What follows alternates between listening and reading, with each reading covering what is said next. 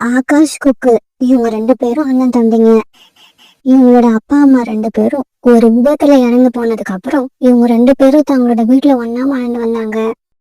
இவங்க 2 பேர்ல ஆகாஷ் பெரியவன், குக்கு அவனை விட சின்னவன். குக்கு தன்னோட அண்ணன் மேல ரொம்பவும் அன்பு வச்சிருந்தான். ஆனா ஆகாஷ் அப்படி இல்ல. தன்னோட தம்பி மேல அவனுக்கு அன்பே இல்ல. சுயநலமா இருப்பான். குக்கு கிட்ட எப்பவும் சண்டை போட்டுக்கிட்டே இருந்தான். ஒரு நாள் ஆகாஷ், குக்கு இவங்க 2 பேருக்கும் சண்டை ரொம்பவும் அதிகமாயிடுச்சு. குக்கு, இதுக்கப்புறம் நீயும் நானும் இந்த வீட்டுல ஒன்னா வாழ முடியாது. நீ இப்பவே வீட்டை விட்டு வெளியில போயிடு. அண்ணா, இன்னும் ஒரு தடவை அப்படி சொல்லாதீங்க. நாம 2 பேரும் ஒன்னா இதே வீட்டுல வாழணுங்கிறது தான் அம்மாவோட விருப்பம். இங்க பாரு குக்கு, நான் தான் பெரியவன். எனக்கு தான் இந்த வீடு. உன் கூட இதுக்கப்புறமும் இந்த வீட்டுல என்னால வாழ முடியாது. தயவு செஞ்சு வீட்டை விட்டு வெளியில போயிடு. இப்படி சொன்ன ஆகாஷ் பிறகு வீட்டை விட்டு வெளியில பறந்து போனான். பிறகு உணவு தேடுறதுக்காக குக்குவும் வீட்டை விட்டு வெளியில பறந்து போனான். அண்ணனோட பேச்ச கேட்ட குக்குவோட மனசு ரொம்பவும் கஷ்டப்பட்டுச்சு. இருந்தாலும் அண்ணனுக்கு விருப்பம் இல்லாதப்ப தொடர்ந்து அதே வீட்டுல தங்க கூடாதுன்னு குக்கு முடிவு பண்ணிட்டான். இப்படி தன்னோட அண்ணனை பத்தியே நினைச்சிட்டு போன குக்குவை பார்த்த வயதான மரம் ஒண்ணு குக்குவுக்கு குரல் கொடுத்து கூப்பிட்டுச்சு. சின்ன குருவியே, என்கிட்ட வா. நான் ரொம்ப கஷ்டத்துல இருக்கிறேன். எனக்கு உதவி செஞ்சுட்டு போ. மரம் பேசினதை கேட்ட குக்கு உடனே அந்த மரத்துக்கிட்ட போனான். மரம் அங்கிள், சொல்லுங்க, உங்களுக்கு நான் என்ன உதவி செய்யணும்? இங்க பாரு குருவியே, எனக்கு ரொம்ப வயசாயிடுச்சு. என்னோட வேர்கள் ரொம்பவும் தளர்ந்து போயிடுச்சு. என்னோட வேர்களால நதியில இருக்கிற நீரை உறிஞ்சி எடுக்க முடியல. அதனால நீ கொஞ்சம் சிரமம் பார்க்காம இந்த பானையை எடுத்துக்கிட்டு போய் நதியில இருந்து தண்ணீர் எடுத்துக்கிட்டு வந்து என்னோட வேர்கள்ல ஊத்த முடியுமா? மரம் அங்கிள், இதோ இப்பவே போய் தண்ணி எடுத்துக்கிட்டு வரேன். நான் வீடு கட்டுற வேலையை அப்புறம் பாத்துக்கிறேன். என்னது, வீடு கட்ட போறியா? ஏன், உனக்கு வீடு இல்லையா? வீடு இருந்தது, ஆனா இப்ப இல்ல. என்னோட அண்ணா அந்த வீட்ல நான் இருக்க கூடாதுன்னு சொல்லி வீட்டை விட்டு வெளியில அனுப்பிட்டான். அதனால இப்ப எனக்காக ஒரு வீட்டை கட்டியே ஆகணும். இப்படி சொன்ன குக்கு பிறகு அங்க கடந்த பானையை தூக்கிட்டு நதியில இருந்து தண்ணீர் எடுக்க போனான். நதிக்கு போட்ட குக்கு நதியில பூத்திருந்த ஒரு தாமரை பூவை பார்த்து ரொம்பவும் ஆச்சரியப்பட்டான். அந்த பூ அவனுக்கு ரொம்பவும் பிடிச்சிருந்தது. இது என்ன பூன்னு தெரியல, ஆனா இது தங்க கலர்ல இருக்கு. ரொம்ப அழகா இருக்கு. இந்த மாதிரி ஒரு அழகான பூவை நான் இதுக்கு முன்னால பார்த்ததே இல்ல. பிறகு நதியில குதிச்சு அந்த பூவை பறிச்சு எடுத்துக்கிட்டு கரைக்கு திரும்பிட்டான். பிறகு அந்த பூவையும் தண்ணி பானையையும் தூக்கிட்ட கொக்கு அந்த மரத்தை நோக்கி பறந்து போனான். அந்த மரத்துக்கிட்ட போன கொக்கு தான் எடுத்துட்டு வந்த தண்ணி எல்லாத்தையும் அந்த மரத்தோட வேருக்கு ஊத்துனான். சின்ன குருவியே, என்னோட தாகம் இப்பதான் தீர்ந்தது. நான் சந்தோஷமா இருக்கேன். என்னோட தாகத்தை தீர்த்த உனக்கு ரொம்பவும் நன்றி. அப்புறம் இப்ப நான் உனக்கு ஒரு ரகசியத்தை சொல்ல போறேன். ரகசியமா? என்ன ரகசியம்? நீ இப்ப நதியில இருந்து எடுத்துக்கிட்டு வந்திருக்க அந்த பூ சாதாரண பூ இல்ல, அது தங்க பூ. அந்த பூவால உனக்கு நிறைய பணம் கிடைக்கும். மரம் அங்கிள், உங்களோட பேச்சு எனக்கு புரியல. எனக்கு கொஞ்சம் தெளிவா சொல்லுங்க. இங்க பாரு குருவி, நீ இந்த தங்க பூவை எடுத்துக்கிட்டு மார்க்கெட்ல இருக்கிற தங்க வியாபாரி கிட்ட போ. அப்புறம் தான் உனக்கு எல்லா விவரமும் புரிய ஆரம்பிக்கும். பிறகு அந்த தங்க பூவை எடுத்துக்கிட்ட கொக்கு அந்த மரத்துக்கு நன்றி சொல்லிட்டு மார்க்கெட்டை நோக்கி பறந்து போனா. தம்பி, இது சாதாரண பூ இல்ல, தங்கப்பூ. இந்த பூ உனக்கு எங்க இருந்து கிடைச்சது? இந்த பூவோட விலை மதிப்பு அதிகம். இந்த பூவை கடவுள் எனக்கு கொடுத்தாரு. நான் வீடு கட்டுறதுக்காக பணம் இல்லாம தவிச்சுக்கிட்டு இருந்தேன். அத பார்த்து இறக்கப்பட்ட கடவுள் எனக்கு இந்த பூவை கொடுத்திருக்காரு. பிறகு இந்த பூவை நல்ல விலைக்கு வித்துட்டு வந்த கொக்கு அதுல இருந்து கொஞ்சம் பணத்தை எடுத்து தனக்காக ஒரு அழகான வீட்டை கட்டிக்கிட்டான். அந்த வீட்டுல அவன் ரொம்பவும் சந்தோஷமா வாழ ஆரம்பிச்சான். அன்னைக்கு சாயங்காலம் வீட்டுக்கு வந்த ஆகாஷ் வீட்டுல குக்கு இல்லாத பார்த்துட்டு ரொம்ப சந்தோஷப்பட்டான். அப்பாடா, குக்கு வீட்டை விட்டு போயிட்டான் போல இருக்கு. இதுக்கப்புறம் இந்த வீடு பூரா எனக்கு மட்டும்தான் சொந்தம். நான் இனிமே கல்யாணம் பண்ணிக்கிட்டு என்னோட குடும்பத்தோட இந்த வீட்டுல சந்தோஷமா இருப்பேன். ஆகாஷ் இப்படி யோசிச்சுட்டு இருக்கும் போது குக்கு அங்க வந்தான். ஆகாஷ், இந்தா, நான் உனக்காக இனிப்பு எடுத்துக்கிட்டு வந்திருக்கேன். குக்கு, சந்தோஷமா இருக்கிறவங்க தான் மத்தவங்களுக்கு இனிப்பு கொடுத்து கொண்டாடுவாங்க. ஆனா நீ எதுக்காக எனக்கு இனிப்பு கொடுக்கறன்னு தெரியல. ஆகாஷ், நான் எனக்காக ஒரு புது வீட்டை கட்டி முடிச்சிட்டேன். நீ என்ன வீட்டை விட்டு வெளியில போக சொன்னதாலதான் என்னால புது வீடு கட்ட முடிஞ்சது. அதனாலதான் உனக்கு இனிப்பு வாங்கிட்டு வந்தேன். என்னது, புது வீடு கட்டிட்டியா? புது வீடு கட்டுற அளவுக்கு உனக்கு பணம் எப்படி கிடைச்சது? ஆகாஷ் இப்படி கேட்டதும் குக்கு நடந்தது எதையும் மறைக்காம உள்ளத உள்ளபடி ஆகாஷ் கிட்ட சொல்ல ஆரம்பிச்சான். கடவுளோட அருளாலதான் எனக்கு இந்த தங்கப்பூ கிடைச்சது. அதனாலதான் என்னால புது வீடு கட்ட முடிஞ்சது. குக்கு, நீ புது வீடு கட்டினதால என்னை விட வசதியா இருக்கலாம்னு மனசுல நினைச்சுக்காத. நான் ஒரு நாளும் அப்படி நடக்க விட மாட்டேன். ஆகாஷ் இப்படி கோவமா பேச ஆரம்பிச்சதும் குக்கு அங்கிருந்து தன்னோட வீட்டுக்கு பறந்து போனான். அன்னைக்கு ராத்திரி தன்னோட கூட்டுல படுத்த ஆகாஷுக்கு தூக்கமே வரல. நாளைக்கு நானும் அந்த மரத்துக்கு போய் தண்ணி ஊத்துறேன். அந்த மரம் எனக்கும் தங்கப்பூ கொடுக்கும். அத வச்சு நான் குக்குவை விட பெரிய பணக்காரன் ஆயிடுவேன். இப்படி நினைச்சுக்கிட்டே இருந்த ஆகாஷ் பிறகு அப்படியே தூங்க ஆரம்பிச்சான். மறுநாள் பொழுது விடிஞ்சிச்சு. காலையில சீக்கிரமா கண் வச்ச ஆகாஷ் அந்த மரம் இருக்கிற இடத்த நோக்கி பறக்க ஆரம்பிச்சான். குக்கு சொன்ன இடத்துக்கு போன ஆகாஷ் அங்க குக்கு சொன்ன மாதிரி எந்த வயதான மரமும் இல்லாத பார்த்துட்டு அதிர்ச்சி ஆயிட்டான். குக்கு சொன்னது இந்த இடம்தான். ஆனா குக்கு சொன்ன மாதிரி இங்க எந்த மரமும் இல்ல. கொஞ்ச நேரம் குழம்பி போயிருந்த ஆகாஷ் பிறகு தெளிவான ஒரு முடிவுக்கு வந்தான். இந்த மந்திர மரம் இல்லன்னா என்ன, நதி அதே இடத்துலதான் ஓடிக்கிட்டு இருக்கும். நான் நதிக்கு போய் அந்த தங்கப்பூவை எடுத்துக்கிட்டு வர போறேன். இப்படி நினைச்ச ஆகாஷ் பிறகு நதியை நோக்கி பறக்க ஆரம்பிச்சான். ஆகாஷ் நதிக்கரைக்கு போய் பார்த்தப்ப நதியில ஒரு தங்கப்பூ மிதந்துகிட்டு இருந்தது. கிடைச்சிடுச்சு, கிடைச்சிடுச்சு. குக்குவுக்கு கிடைச்ச மாதிரியே எனக்கும் தங்கப்பூ கிடைச்சிடுச்சு. இப்படி சந்தோஷப்பட்ட ஆகாஷ் பிறகு கரையில இருந்து அந்த பூ இருக்கிற இடத்துக்கு தாவி குதிச்சான். ஆனா ஆகாஷ் இப்படி தாவி குதிக்கிறப்ப அந்த பூ மறைஞ்சு போய் அந்த இடத்துல முள் செடிகள் உண்டாயிடுச்சு. அந்த முள் செடிகள் கலவிழுந்த ஆகாஷோட உடம்பு பூரா நிறைய விஷமுட்கள் குத்திருச்சு. உடனே அங்க இருந்து ரொம்பவும் கஷ்டப்பட்டு ஆகாஷ் கரைக்கு வந்து சேர்ந்தான். ஆனா இப்படி கரைக்கு வந்த ஆகாஷ் அப்படியே மயக்கமாகி கீழே விழுந்துட்டான். ஆகாஷ் இப்படி மயக்கமாகி நதியில மயங்கி கிடக்கிறத பார்த்த ரீட்டா கிளி உடனே அந்த விஷயத்த குக்கு கிட்ட போய் சொல்லுச்சு. குக்கு, நதிக்கரைக்கு இப்பவே போ. அப்பதான் நீ உன் அண்ணனோட உயிரை காப்பாத்தலாம். ரீட்டா சொன்னதை கேட்ட குக்கு உடனே நதிக்கரைக்கு பறந்து போனான். இப்படி போன குக்கு ஆகாஷோட உடம்புல இருந்த முள்ளையெல்லாம் எடுத்து கீழே விட்டு எறிஞ்சான்.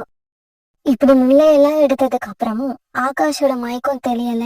ஏன்னா அவன் உடம்புல குத்தின முட்கள் எல்லாம் விஷத்தன்மை வாய்ந்தது. உடனே குக்கு தன்னோட அண்ணனை அந்த மந்திர மரத்துக்கிட்ட தூக்கிட்டு போனான். சின்ன குருவியே, இந்த பறவையை இங்க இருந்து தூக்கிக்கிட்டு போயிடு. இந்த பறவை உன்னோட அண்ணன் தான், அது எனக்கும் தெரியும். இருந்தாலும் இவனுக்கு பேராசை அதிகம், ரொம்பவும் கெட்ட எண்ணம் கொண்டவன். இந்த மாதிரி பறவைகளை எனக்கு பிடிக்காது. மரமங்கள், தயவு செய்து இவனை எனக்காக மன்னிச்சு விட்டுடுங்க. உங்களுக்கு தேவைப்பட்டா என்னோட வீடு, அந்த தங்கப்பூவை வித்ததால எனக்கு கிடைச்ச பணம் எல்லாத்தையும் எடுத்துக்கோங்க. ஆனா என் அண்ணனோட உயிரை காப்பாத்துங்க. தன்னோட அண்ணன் தன்னை வீட்டை விட்டு வரட்டியும் அண்ணன் மேல குக்கு வச்சிருக்க அன்பை பார்த்து அந்த மரம் ஆச்சரியப்பட்டுச்சு. பிறகு குக்குக்காக அவனுடைய அண்ணன் உயிரை காப்பாத்த முடிவு பண்ணுச்சு. சரி, உனக்காக இவனோட உயிரை காப்பாத்துறேன். என்னோட இலைகளை பறிச்சு சாறு எடுத்து அவனுக்கு சாப்பிட கொடு. அவன் உடம்புல உள்ள விஷமெல்லாம் போய் அவன் உயிர் பிழைச்சிடுவான். பிறகு அந்த மரம் சொன்ன மாதிரியே குக்கு இலைய பறிச்சு சாறு எடுத்து தன்னோட அண்ணன் வாயில ஊத்துனான். பிறகு கொஞ்ச நேரம் கழிச்சு உயிர் பிழைச்ச ஆகாஷ் எழுந்திரிச்சு உட்கார்ந்தான். குக்கு குக்கு, என்னோட உடம்பெல்லாம் விஷமுட்கள் குத்திடுச்சு. நான் இனிமே உயிர் பிழைக்க மாட்டேன், செத்து போயிடுவேன். ஆகாஷ், கவலைப்படாத. உன்னோட உடம்புல இருந்த விஷத்தன்மை எல்லாம் போயிடுச்சு. இதுக்கப்புறம் உன்னோட உயிருக்கு எந்த ஆபத்தும் இல்ல. இங்க பாரு ஆகாஷ், உன்னோட பேராசையால இந்நேரம் உன் உயிரே போயிருக்கும். ஆனா அந்த சமயத்துல நீ செஞ்ச தீமை எல்லாத்தையும் மறந்துட்டு குக்கு தான் உன்னோட உயிரை காப்பாத்தறான்.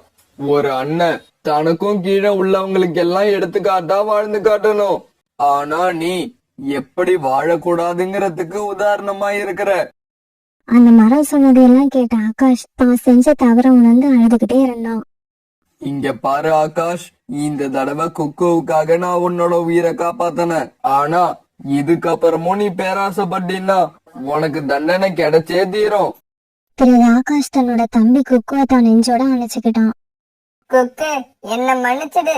இதுக்கப்புறம் ஒரு அண்ணன் எப்படி நடந்துக்கணுமோ அதே மாதிரி நான் உன்கிட்ட அன்பா நடந்துப்பேன். பிறகு அன்னையில இருந்து ஆகாஷும் குக்குவும் ஒத்துமையாவும் அன்பாவும் சந்தோஷமாவும் அந்த காட்டுல வாழ ஆரம்பிச்சாங்க. தன்னோட குழந்தைங்க 2 பேரும் இப்படி ஒத்துமையா இருக்கிறத பார்த்த ராணா குருவியும் சோனா குருவியும் வானத்துல இருந்து பார்த்து ரொம்ப சந்தோஷப்பட்டாங்க. ஒரு பெரிய அடர்த்தியான காட்டுல எல்லா மரங்களும் பசுமையா இருக்கு. ஒரே ஒரு மரம் மட்டும் காஞ்சு போய் காய்ச்சி அடிச்சிச்சு. எல்லா பறவையும் அந்த மரத்தை கண்டுக்கிறதே கிடையாது. பறவைகள் இப்படி கண்டுக்காம இருக்கிறது கூட அந்த மரத்துக்கு கவலையை கொடுக்கல. ஆனா பறவைகள் தன்னோட கிளைகள்ல இருந்து தேவைப்படும் போது காஞ்ச குச்சிகளை உடைச்சு எடுத்துக்கிட்டு போறது ரொம்ப கவலையை கொடுத்தது. காகங்களே, நான் வயதான மரமும் இல்ல, இறந்து காஞ்சி போன மரமும் இல்ல. நானும் இளமையான மரம் தான். ஆனா என்ன ஏதோ நோய் தாக்கி இருக்கு. என் கிளைகள் எல்லாம் காஞ்சி போறதுக்கு காரணமே அதுதான். காலேஜி, இந்த மரம் பேசுறதெல்லாம் நம்ம காதுல வாங்கவே கூடாது. இது சுத்தமா காஞ்சி போன மரம். இந்த மரத்தால இனிமே நமக்கு எந்த புண்ணியமும் இல்ல. கோரி, என்ன பார்த்து அப்படி சொல்லாத. நானும் இனிப்பான பழங்களை தரக்கூடிய மரம் தான். முதல்ல என்னோட நோயை குணப்படுத்துங்க, அப்புறம் பாருங்க நான் உங்களுக்கு எவ்வளவு இனிப்பான பழங்களை தருவேன்னு. கோரி, நாம இந்த மரத்தோட கிளைகளை ஒடிச்சிருவோம்னு இந்த மரம் இப்படி பொய் சொல்லுதுன்னு நினைக்கிறேன். இந்த மரத்தை பார்த்தா மறுபடி பழங்களை கொடுக்கற மரம் மாதிரியா தெரியுது. இறந்து போன மரம் மாதிரி இருக்கு. ஆமா காலேஜி, இந்த மரத்து கூட பேசிட்டு இருந்தா நம்ம நேரம் தான் வீணா போகும். வாங்க, தேவையான கிளைகளை உடைச்சி எடுத்துட்டு நாம கிளம்புவோம். இப்படி பேசிக்கிட்ட கோரிக்காகவும் காலுக்காகவும் காஞ்ச கிளைகளை உடைச்சு எடுத்துக்கிட்டு கிளம்பி போனாங்க. காலுக்காகவும் கோரிக்காகவும் இப்படி செஞ்சதை பார்த்துட்டு அந்த மரம் ரொம்ப சோகமாயிடுச்சு. இந்த மரம் சோகமானதை பார்த்த பக்கத்துல உள்ள மரம் இப்படி பேச ஆரம்பிச்சது. நண்பா, கவலைப்படாத. இந்த உலகமே இப்படித்தான். நம்மால ஏதாவது பலன் கிடைக்கிற வரைக்கும் தான் நம்மள கவனிப்பாங்க, நம்ம பேச்ச கேட்பாங்க. நம்மளால எந்த பலனும் இல்லைன்னு தெரிஞ்சு போயிடுச்சுன்னா நம்மள கவனிக்கவே மாட்டாங்க. ஆனா நண்பா, நான் என்ன வயதாகி இறந்து போன மரமா? நானும் இளமையான மரம் தானே. என் நோயை யாராவது சரி பண்ணாங்கன்னா என்னால மறுபடியும் மாம்பழங்களை கொடுக்க முடியும். 2 மரங்களும் இப்படி பேசி மனசை ஆறுதல் படுத்திக்கிட்டு இருந்தாங்க. கோரி அக்கா, இந்த காய்ச்சி போன மரக்குச்சிகள் உங்களுக்கு எங்க இருந்து கிடைச்சது? நேத்து நான் பக்கத்து காடு வரைக்கும் போய் தேடி பார்த்துட்டேன், கிடைக்கவே இல்ல. சோனா, இனி நீ காஞ்ச கிளைகளை தேடி ரொம்ப தூரம் போக வேணாம். இது நம்ம காட்டுலயே கிடைக்குது. நிறைய பறவைகள் அந்த மரத்துல இருந்தா காஞ்ச கிளைகளை எடுத்துக்கிட்டு போறாங்க. நீயும் சீக்கிரம் போய் உனக்கு தேவையான மரக்கிளைகளை உடைச்சு எடுத்துக்கிட்டு போ. இல்லன்னா அந்த மரமே காலி ஆயிடும். அப்புறம் உனக்கு காஞ்சி போன கிளைகளே கிடைக்காது. நம்ம காட்டுல காஞ்சி போன மரமா? எந்த மரத்தை சொல்றீங்க? நோய் தாக்கி ஒரு மரம் காஞ்சி போயிருக்கே, அதையா சொல்றீங்க? ஆமா, அந்த மரத்தை தான் சொல்றோம். இந்த மரக்கிளைகள் கூட அந்த மரத்தோடதுதான். கோரி அக்கா, அந்த மரத்துல இருந்து இனிமே இப்படி கிளைகளை உடைச்சு எடுத்துட்டு வராதீங்க. அது ஒரு மாமரம், இனிப்பான மாம்பழங்களை கொடுக்கக்கூடியது. அந்த மரம் இப்ப நோய்வாய்ப்பட்டு இருக்கு. கூடிய சீக்கிரம் நான் அதை சரி பண்ணிடுவேன். சோனா, உனக்கு மரக்கிளைகள் தேவையில்லைன்னா நீ எடுக்காம இரு. அதை விட்டுட்டு எங்களை எடுக்காதுன்னு சொல்ல உனக்கு எந்த அதிகாரமும் இல்ல. அந்த மரம் சொல்ற கதையெல்லாம் நீ நம்பலாம், நாங்க நம்ப மாட்டோம். இதே மாதிரி எல்லா பறவைகளுமே சோனாவோட பேச்ச கேட்கவே இல்ல. அந்த மரத்து கிளைகளை உடைச்சு எடுத்துக்கிட்டு போய்கிட்டு தான் இருந்தாங்க. இதனால கவலையான சோனா நேரா அந்த மரத்துக்கிட்ட போச்சு. சோனா குருவி, இன்னும் கொஞ்ச நாள்ல என் உடம்புல எந்த கிளைகளுமே இருக்காதுன்னு நினைக்கிறேன். எந்த பறவையும் என் பேச்ச கேட்க மாட்டேங்குது. அதுக்காக நீ அழாத. நீ அழறத பாக்கும்போது மனசுக்கு ரொம்ப கஷ்டமா இருக்கு. நானும் எவ்வளவோ சொல்லி பாத்துட்டேன், உன்னோட நிலைமைய எந்த பறவையுமே புரிஞ்சுக்க மாட்டேங்குது. சோனா, எனக்கு ஒரு உதவி தேவைப்படுது. எனக்காக அதை செய்வியா? நீ அதை செஞ்சா நான் மறுபடியும் வலிமையான மரமா மாறிடுவேன். நீ அப்படி மாறிடுவனா அதுக்காக நான் எந்த உதவியும் செய்ய தயாரா இருக்கேன். என்ன செய்யணும் சொல்லு. இங்க இருந்து 2 காடு தாண்டி இருக்கிற 3வது காட்டுல ரொம்பவும் வயதான வேப்ப மரம் ஒண்ணு இருக்கு. எனக்கு வந்த நோய்க்கான மருந்து என்னன்னு அந்த மரத்துக்கு கண்டிப்பா தெரிஞ்சிருக்கும். எனக்காக நீ அந்த மரத்தை போய் பார்த்து அந்த மருந்தை தெரிஞ்சுக்கிட்டு வந்தா போதும். இதோ நான் இப்பவே கிளம்புறேன். உன்னை குணமாக தேவையான மருந்து பத்தி தெரிஞ்சுக்கிட்டு சீக்கிரமாவே திரும்பி வருவேன். இப்படி சொல்லிட்டு கிளம்புன சோனா போற வழியில கிளிய பார்த்தது. சோனா, காலையில இருந்து உணவு தேடுறேன், இது வரைக்கும் ஒரு நெல்மணி கூட கிடைக்கல. நீ உணவு தேட பக்கத்து காட்டுக்கு போறேன்னு நினைக்கிறேன். அப்படி நீ போறதா இருந்தா நானும் உன் கூட வருவேன். இதை கேட்ட சோனா தான் எங்க போறேன், எதுக்காக போறேங்கிறத எல்லாத்தையும் கிளிக்கிட்ட சொல்லுச்சு. அப்படியா? அந்த மரத்தை பார்க்க எனக்கும் பாவமா தான் இருக்கு, நானும் உன் கூட வரேன். இப்படி சொன்ன கிளியும் சோனா கூட சேர்ந்து அந்த வயதான மரத்தை தேடி பறந்து போச்சு. பறவைகளே, உங்க முகம் களைச்சி போயிருக்கிறத பார்த்தா நீங்க 2 பேரும் ரொம்ப தூரம் பறந்து வந்திருக்கீங்கன்னு நினைக்கிறேன். சொல்லுங்க சொல்லுங்க, என்ன விஷயமா வந்திருக்கீங்க? பாட்டி, எங்க காட்டுல ஒரு மாமரம் இருக்கு. அது நல்ல இளமையான மரம் தான். இருந்தாலும் அதோட இலைகள் எல்லாம் உதிர்ந்து கிளைகள் எல்லாம் காஞ்சி போய் வயதாகி இறந்து போன மரம் மாதிரி காட்சி அளிக்குது. அது மறுபடியும் பழங்களை காய்க்கிற மரமா மாற என்ன வைத்தியம் செய்யணும்னு உங்களை கேட்டுட்டு போகலான்னு வந்தோம். இருக்கு இருக்கு, எல்லா நோய்க்குமே என்கிட்ட மருந்து இருக்கு. என்னோட இலைகளை பறிச்சு எடுத்துக்கிட்டு போய் அத சாரி எடுத்து அந்த மரத்தோட வேர்ல ஊத்துங்க. இந்த மாதிரி தொடர்ந்து 3 நாள் ஊத்துங்க போதும். அந்த மரம் பழையபடி பசுமையா மாறிடும். ஆனா இலைகளோட சார அந்த மரத்தோட வேர்ல ஊத்துறப்ப கூடவே தண்ணீரும் ஊத்தணுங்கிறத ஞாபகம் வச்சுக்கோங்க. பிறகு சோனாவும் கிளியும் வேப்பிலைகளை நிறைய அந்த மரத்துல இருந்து பறிச்சுக்கிட்டு தங்களோட காட்டுக்கு திரும்பினாங்க. சோனாவும் கிளியும் தங்களோட காட்டுக்கு திரும்புறப்ப அங்க கோரிக்காகவும் காலுக்காகவும் அப்புறம் இன்னும் 2 பறவைங்க அந்த மரத்தோட கிளைகளை உடைச்சு எடுத்துக்கிட்டு இருந்ததை பார்த்தாங்க. கோரி, இந்த மரத்தோட கிளைகளை உடைக்காதீங்க, உடைக்கிறத நிறுத்துங்க. ஏன் நாங்க ஏன் நிறுத்தணும்? கிளி, நேத்து வரைக்கும் நீயும் தானே எங்க கூட சேர்ந்து இந்த மரக்கிளைகளை எடுத்துக்கிட்டு போன. இப்ப என்னாச்சு? எங்களை மட்டும் கிளைகளை உடைக்க வேண்டாம்னு சொல்ற? கோரி, கிளி அதுக்கு தேவையான அளவு காஞ்ச மரக்கிளைகளை வீட்டுல சேகரிச்சு வச்சிருச்சுன்னு நினைக்கிறேன். அதனாலதான் நம்மளை இப்ப எடுக்க வேண்டாம்னு சொல்லுது. அப்படி இல்ல காலண்ணா, இன்னையில இருந்து இந்த மரத்துக்கு மருந்து தெளிக்க ஆரம்பிச்சிருக்கோம். இன்னும் கொஞ்ச நாள்ல இந்த மரம் பசுமையா மாறி பழங்களை கொடுக்க ஆரம்பிச்சிடும். இவங்க 2 பேருக்கும் பைத்தியம் பிடிச்சிருக்குன்னு நினைக்கிறேன். அதனாலதான் காஞ்சி இறந்து போன மரத்துக்கு போய் மருந்து தெளிக்கிறாங்க. காலு, கோரி, அப்படி சொல்லாதீங்க. எனக்கு இந்த மருந்த மட்டும் தெளிக்கட்டும். அப்புறம் கொஞ்ச நாள் கழிச்சு பாருங்க, உங்களுக்கெல்லாம் நான் இனிப்பான மாம்பழங்களை தருவேன். இந்த மரம் நம்ம கிட்ட இருந்து தப்பிக்க இப்படி பொய் சொல்லிக்கிட்டே தான் இருக்கும். இப்ப அது கூட சோனாவும் கிளியும் சேர்ந்துட்டாங்க. நிறுத்துங்க உங்க பேச்ச, எங்களுக்கு நிறைய வேலை இருக்கு. இப்படி சொன்ன காலுக்காகவும் கோரிக்காகவும் நிறைய மரக்கிளைகளை எடுத்துக்கிட்டு பறந்து போனாங்க. இதையெல்லாம் பார்த்த அந்த காஞ்ச மரம் அழ ஆரம்பிச்சது.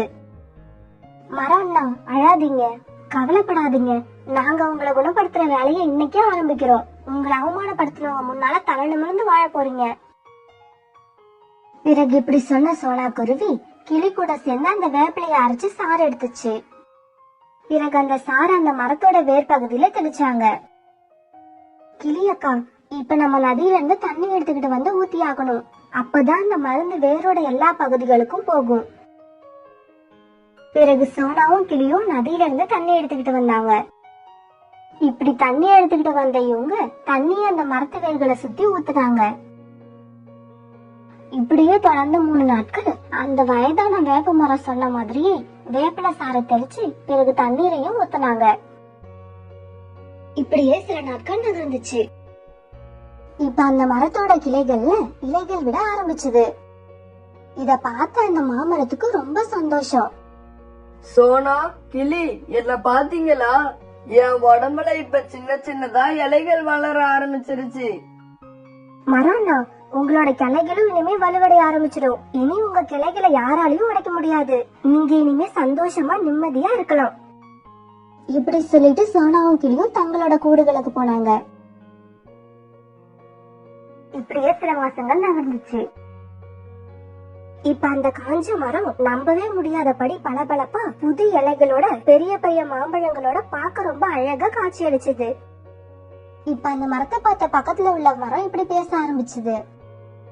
நண்பா, இப்ப நீங்க ரொம்ப மாறிட்டீங்க, ரொம்ப பசுமையா இருக்கீங்க. அப்புறம் உங்க பழமெல்லாம் கூட பெருசு பெருசா பார்க்க ரொம்ப அழகா இருக்குது.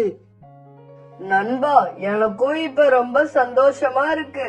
இது எல்லாத்துக்குமே காரணம் சோனா குருவியும் அந்த கிளியும் தான். ரெண்டு மரமும் இப்படி பேசிக்கிட்டே இருக்கும் பொழுது அங்க சோனா குருவியும் கிளியும் வந்தாங்க. மரம்னா, உங்களை இப்படி கிளைகளோடும் பழங்களோடும் பார்க்க எனக்கு ரொம்ப சந்தோஷமா இருக்கு.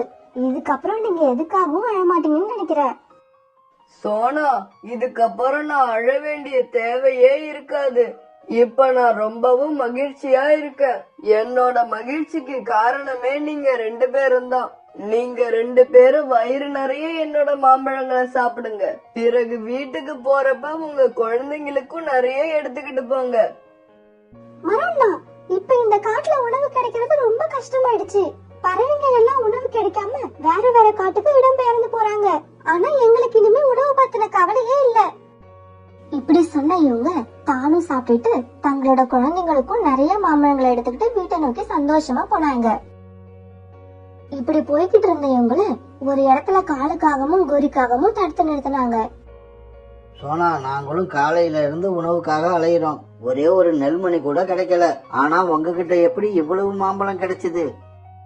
சோனா, எங்களுக்கும் இந்த மாமரம் எங்க இருக்குன்னு சொன்னா நாங்களும் பழங்களை எடுத்துக்கிட்டு வந்து சாப்பிட்டு பசிய போக்கிப்போம். கோரியக்கா, எந்த மரத்தை காஞ்சி போன மரம் இறந்து போன மரம்னு சொல்லி கிளைகளை உடைச்சு எடுத்துக்கிட்டு போனீங்களோ அந்த காஞ்ச மரத்துல தான் இப்ப இவ்வளவு மாம்பழங்கள் காய்ச்சிருக்கு. சோனா, உண்மையாவா சொல்ற? என்னால நம்பவே முடியல. இருந்தாலும் போய் பாக்குறேன். இப்படி சொல்லிட்டு காலவும் கோரியும் அந்த காஞ்ச மரத்தை நோக்கி பறந்து போனாங்க. அந்த மரத்துக்கிட்ட போன இவங்க அந்த மரம் பூரா இலைகளும் பழங்களுமா இருக்கிறத பார்த்துட்டு ரொம்ப அதிர்ச்சியானாங்க. காலேஜி, இது எப்படி நடந்துச்சு? என் கண்ணை என்னாலே நம்ப முடியல. கோரி, நீ நம்புறியோ இல்லையோ, இந்த மரத்துல மாம்பழம் பழுத்து தொங்கிக்கிட்டு இருக்கிறது உண்மை. சீக்கிரம் வா, போய் மாம்பழத்தை சாப்பிடுவோம். எனக்கு ரொம்ப பசிக்குது. காலு, கோரி, உங்க ரெண்டு பேருக்கும் என் மாம்பழங்களை சாப்பிட அருகதையே இல்ல. என்னோட கிளைகளை உடைச்சுக்கிட்டு போய் என்ன அழிக்க பார்த்ததே நீங்க தான். போங்க இங்க இருந்து. நாங்க தெரியாம தப்பு பண்ணிட்டோம். எங்களை மன்னிச்சிடு. இந்த தவறை இனிமே நாங்க செய்யவே மாட்டோம். இல்ல, நான் உங்களை மன்னிக்கவே மாட்டேன். என்ன அழிக்க பார்த்த உங்களை என் பழங்களை சாப்பிடவும் அனுமதிக்க மாட்டேன். மரம் இப்படி கோபமா பேசுறத கேட்ட காலுக்காகவும் கோரிக்காகவும் ரொம்ப ஏமாற்றமா அங்கிருந்து போனாங்க. ஃப்ரெண்ட்ஸ், வாழ்க்கையில யாரையும் கேவலமாவும் தேவையில்லனும் இவங்களால நமக்கு எதுவும் ஆக போறது இல்லைன்னு நினைச்சு அவங்க கிட்ட ஆணவமா நடந்துக்காதீங்க. காலச்சக்கரம் எப்படி வேணாலும் மாறும். அப்ப நாமே அவங்க கிட்ட உதவி கேட்கிற நிலைமையும் ஏற்படலாம்.